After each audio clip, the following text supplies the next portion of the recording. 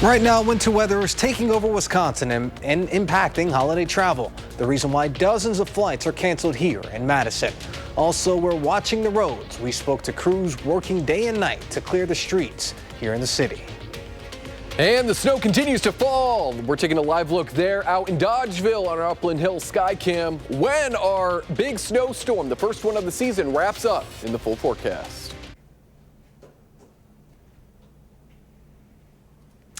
Good evening and thank you for joining us tonight. I'm Jalen Banks. Snow is blanketing southern Wisconsin today. Snow emergencies all throughout Dane County and beyond. Let's go ahead and get a look at your first one forecast with meteorologist Blaze Keller. Blaze. Yeah, Jalen, this has been our first big snowstorm of the season, and it came in making its mark. We could pick up an additional, I would say now, between 2 to 5 inches of snow between now and Sunday morning when this whole thing wraps on up. And then tomorrow we'll just remain breezy with blowing snow and morning snow showers as the main threats.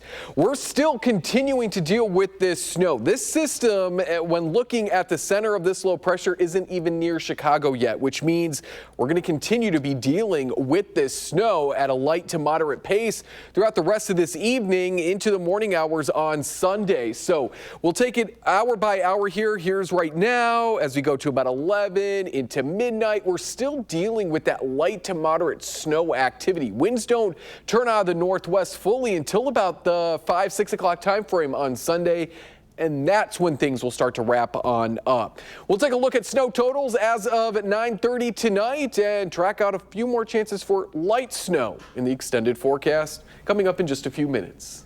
All right, sounds good, Blaze. We'll see you then. If you've looked outside or even tried to drive a little bit yourself, you know that the winter weather has created some pretty unsafe driving conditions, as it usually does. Endless work for snow plowers and salt trucks clean the streets and aim for safe driving.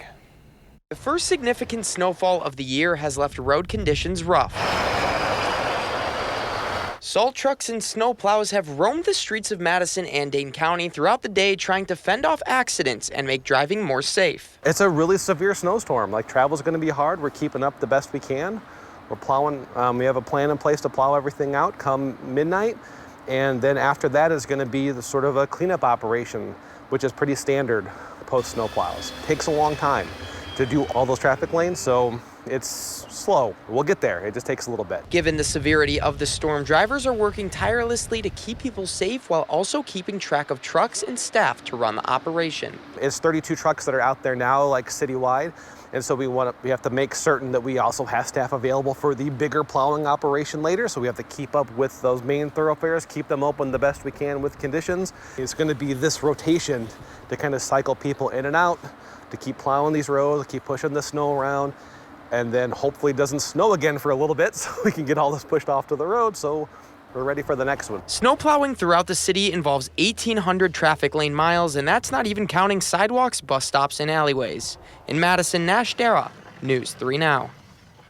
Nash, thank you, and we encourage that you take extra caution as the roads will continue to get better, but will still continue to be fairly slippery and unsafe during this time. But with the first significant snowfall of the season, it's always a big deal. But today's specific conditions are making it more and more difficult than usual for plowers to clear the roads. With slippery ice under the snow, plow trucks find it hard to gain traction, just like with your regular car, making it harder to push or pull all of the snow. On top of that, the deeper the snow, the longer it takes to plow the full city, because deeper snow means heavier snow. And it's not just you getting used to the roads again after the snow. You're also training your crews. You got to get everybody's learning new routes, new sites, and of course the general public. They got to learn how to drive in snow again, and they think they can go wherever they need to go on a Thanksgiving weekend, and they can't. The earliest all streets could be first plowed is tomorrow by 2 p.m., but a slower response is expected due to the conditions. A snow emergency being declared means alternate-side parking in Madison will now be enforced from 1 to 7 a.m. each night. On odd-numbered days, park overnight on the side of the street with odd house numbers. And on even-numbered days, park overnight on the side of the street with even house numbers. That means tonight you'll be parking on the even side. There's a $60 fine if you do not follow the rules and more if you get towed. Alternate side parking will be in place until March 15th. This week is one of the busiest travel weeks of the year. The snow is impacting flights across the country. Airport officials are reporting at one point 6.1 inches of snow at the Dane County Regional Airport. And our Tanisha Shaw has been tracking the conditions of flights this evening. Tanisha, you're out in Madison right now. What's it like out there? Hey, Jalen, right now there are more than 30 flights canceled at the Dane County Regional Airport here in Madison, and it's because of this snow. Earlier today, I talked to airport officials who say they are trying their best to keep these flights from departing late. It kind of makes you a little bit nervous because it's snowing. Yeah, I kind of knew it was coming. You saw the weather forecast, and it kind of had that like, okay, well, there's a pretty good chance we'll still show up. You know, maybe be a little bit extra patient. It's tough to come back to this kind of weather, but we are happy to be back safely. People are heading home after traveling for Thanksgiving. Our plane was supposed to land in Chicago several hours ago. O'Hare in Chicago has more than 1,100 cancellations, and the Minneapolis-St. Paul International Airport has more than 40 canceled flights, according to FlightAware. Airport officials say the cancellations and delays at surrounding airports caused a ripple effect here in Madison, causing a family from Virginia to spend a night here in Madison after a diverted flight. We left Duluth this morning at 7 o'clock, heading to Chicago. Got close. Come to find out Chicago couldn't take us, so we flew around for a while, and then they diverted us here to Madison. Wisconsinites say that weather like this is par for the course during the holidays. Here, it's like usually there's like a snowstorm either for Thanksgiving or for Christmas and New Year's.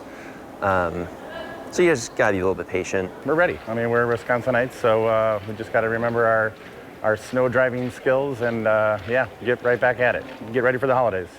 In all honesty, the best part about it is I'm not stuck outside. Listen, it could be worse. It could be worse. And if you're trying to check information about your flight at the Dane County Regional Airport, you may have trouble doing so. This is because the information that's on the screen is incorrect, and this issue has been going on since Wednesday. And airport officials told me they do not know when this issue will be resolved. So if you want, you can always check through your direct flight. Reporting in Madison, Tanisha Shaw, News 3 Now. Tanisha, thank you. Come on inside and get warm, Tanisha, please. And as you saw with that truck in the background, still trying to plow the roads and get things clear. And with the weather getting in between tons of people and their travel back home from Thanksgiving, right now more than 50 million across the Midwest are under winter storm warnings. Crews in St. Louis are out treating the roads, which are slushy and treacherous, even after cleanup. And down in Chicago, residents could see up to 10 inches of snow totals. Almost 1,000 flights have been canceled at Chicago O'Hare as of this afternoon. Sunday is one of the busiest days for getting home from Thanksgiving, but drivers in many areas are being warned not to travel. If there's a crash on the interstate and it closes lanes, sometimes that lasts for an hour, if not multiple hours. The road conditions are going to get very bad here very quickly. The system causing the storms is expected to move east on Sunday. And with all of the news pertaining to the snow, the updates from the airport and the street clearings, you can find all of that and the latest, the breaking news stories, top stories, and latest headlines on our Channel 3000 News app. You can find that on any app store of your choosing. And in Iowa County, an Illinois man is dead following a utility terrain vehicle rollover crash in the town of Eden. This happened on Friday, and officials say 67-year-old Mark Camus was driving the UTV on private property on Tower Road when it rolled over. Camus was pinned beneath the UTV. Despite life-saving efforts, he died at the scene. Multiple agencies responded to the incident, including the Wisconsin State Patrol. And in Dodgeville, 4 people are recovering after a crash this morning. This was between U.S. Highway 18 and Berg Road. The Iowa County Sheriff's Office says 1 person was slightly hurt, 2 were seriously injured, and 1 is critically injured. Coming up next on News 3 Now at 10, a look at the latest snowfall. While some were looking at the skies and for clear roads, others were looking for covered hills. We take you to Elver Park, where kids took the opportunity to enjoy the snow. News 3 Now at 10. Moving forward. Now, while we've been showing you the conditions of the roads and skies, some were more focused on the conditions of sledding hills. Our Ellie La Liberté takes us to Elver Park. It's a sure sound of winter. And at Elver Park, it's so cold. Amina and her friend Annika bundled up to conquer the hill. Yeah. And if Amina is the queen of this hill, I'll go in front. then this is her throne. But even queens, I'm so scared, need some support. You got this. The 10 and 9-year-old taking advantage of the first big snowfall of the year. Ani 10, wow! Yeah. But it's not just the two friends making the most of the wintry mix. Sisters Audrey and Alicia come here every year. It's really fun. For Audrey, I feel like it's a great way to spend time with your family instead of being indoors. But Alicia Sometimes my parents are slow. is more focused on speed. I like about sledding is that it's really fast and you get sprayed in the face with snow. Just like Amina, I hope I go pretty fast. there's a need for speed. And that sound I won't let go this time. marking the royal decree of winter. Oh my God. Reporting at Elver Park, Ellie La Liberté, News 3 Now. Oh, that was awesome, Ellie. Thank you. Let's go ahead and get a look at your first one forecast. Blaze, it's beginning to look a lot like Yeah, truly. You know, with 10 inches of snow on the ground out in Platteville and Fenimore, this is really, truly like a winter wonderland. 8 inches or so from Middleton into here at the Channel 3000 studio. Deerfield coming in at 8.3. White Creek up there in Juneau and Adams County area up to 7 inches. We're at 6.1 at the Madison Airport as of 9:30, and that marks the 5th single snowiest November day for Madison on record. We have to get to 6.8, I believe, to break in the top 4. I think we have to get to about 7.4 to tie or surpass the single snowiest day. And snow is still coming on down. We're still not out of the woods yet. This is live out in Dodgeville. It's 29 degrees, feels like 23. Winds are northeast, so they are pulling moisture off of Lake Michigan. This is the current placement of this center of low pressure, and I show this because until this low pressure system center gets just to the east of Chicago, which is probably going to happen after midnight, we're still dealing with southerly winds, or at the very least southeasterly winds, continuing to bring up that moisture. It's only once that low pressure system moves to the east of Chicago that winds turn out of the northwest and we start to cut off that moisture, drier air moves in, the snow tapers off. So that's what's going to happen as we go into Sunday morning. Right about 4 o'clock, Future Track has the snow beginning to wrap on up. As we head further into the morning, by about 9, 10 o'clock, we should say goodbye to all the accumulating snow. But blowing snow along with some flurries can't be ruled out. Winds will be breezy out of the northwest, upwards of 20 to 30 miles per hour, central western Wisconsin, closer to maybe 40, 45, closer to Lake Michigan. So blowing snow is going to be an issue. That is why we do have the alert day continuing into Sunday. And then we jump ahead to Monday. Yet another chance for some snow. The good news is this is not going to be heavy. This is not really a part of a system like what we're seeing right now. This is just a little bit of upper level energy producing this little bit of snow as we go Monday night into mainly Tuesday. We're looking at probably 2 inches or less. Higher amounts looking to be further to the south. So this is just going to add to what we've already picked up today, reinforcing the cold that's going to be sticking around as we head into next week. Few flurries possible there Tuesday and Wednesday as well. It's getting to that point in the year where any cloudy days, we could probably get a few snowflakes going there. Single digits for overnight lows waking up on Monday and Wednesday night into Thursday, then Thursday night into Friday. So again, the colder air, it is here to stay. Also, it's that time of year where the power plant up there, I'm forgetting the name. Anyways, it produces its own snow too.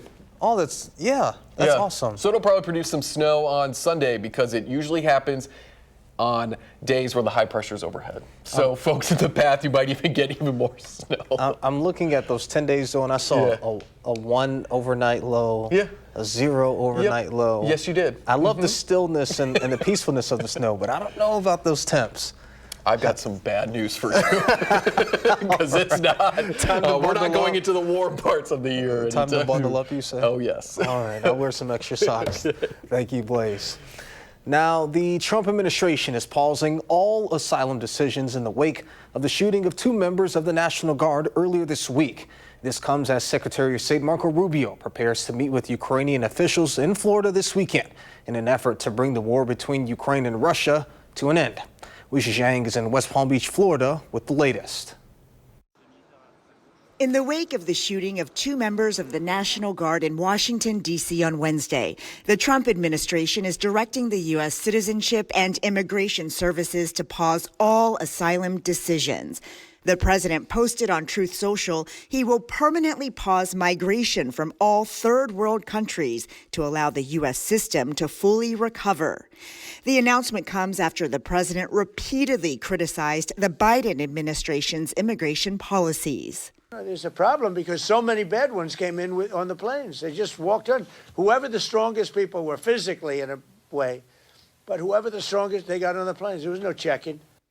The suspected gunman has been identified as Rahmanullah Lakanwal, an Afghan national living in Washington state. He served alongside U.S. troops in Afghanistan and was allowed to move to the U.S. in 2021 through a Biden-era program called Operation Allies Welcome. The changes to the nation's asylum policy came as West Virginia residents gathered to mourn the death of National Guard specialist Sarah Beckstrom, who was killed. Nothing but caring, loving, willing to help somebody, anything out of her way to help somebody get through it. In another White House development, CBS News has learned that Secretary of State Marco Rubio and other U.S. delegates will meet with Ukrainian officials here in Florida on Sunday. The meeting comes in the wake of a deadly Russian attack on the Ukrainian capital, Kyiv, on Saturday. President Trump had previously hoped to hammer out a deal to bring Russia's war with Ukraine to an end by Thanksgiving. Weijia Zhang, CBS News, West Palm Beach, Florida. Certainly something we'll keep our eye on, but the story today has been the weather. It's not just impacting our travel, but it's also impacting what you guys cover. No, it's definitely impacting sports. It's been impacting football, and our sports director, Andrew Banstra, went out to Minnesota to cover this game, and we'll have that next for you up in sports on News 3 Now.